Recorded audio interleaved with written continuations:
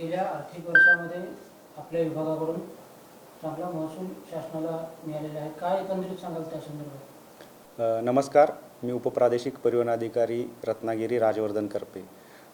मला आपल्याला सांगायला आनंद होतो आहे की मागील आर्थिक वर्ष 2025-26मध्ये आपल्या कार्यालयातर्फे उच्चांकी असा 128 कोटी 54 लक्ष इतका महसूल जमा झालेला आहे. मागील वर्षीच्या तुलनेत ज्यावेळी 105 कोटी 50 लक्ष इतका महसूल जमा झाला होता, त्यापेक्षा 23 कोटीनं वाढ होऊन आपण यावर्षी 128 कोटी 54 लक्ष इतका महसूल शासनाला मिळवून दिलेला आहे.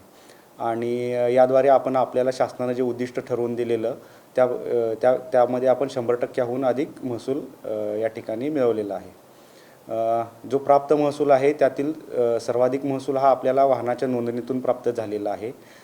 मागील वर्षभरात आपल्याकडे जवळपास 34,000 नवीन वाहने नोंदणी झालेली आहेत, ज्यामध्ये 25,000 हे दुचाकी वाहने आहेत आणि 4,700 चारचाकी वाहनं, यासोबत ऑटो रिक्षा असतील आणि इतर मालवाहू वाहनांची देखील आपल्याकडे नोंदणी झालेली आहे. याचसोबत आकर्षक नोंदणी फी, ज्यालाच आपण चॉईस नंबर म्हणतो, त्या चॉईस नंबरच्या फीमधून आपल्याला जवळपास 3 कोटी 95 लक्ष इतका महसूल प्राप्त झालेला आहे.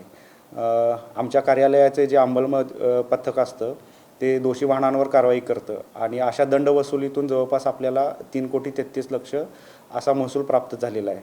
एकूणच शासनानं जे आपल्याला महसुलाचं उद्दिष्ट दिलं होतं ते आपण योग्य पद्धतीनं पूर्ण केलेलं आहे.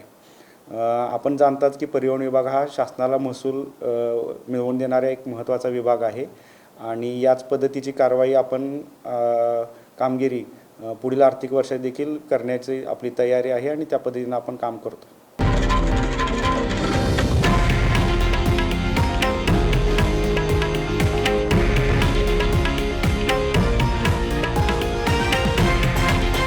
हे आहे देशातील नंबर 1 न्यूज नेटवर्क आणि आपण पाहत आहात TV9 मराठी, एकमेव.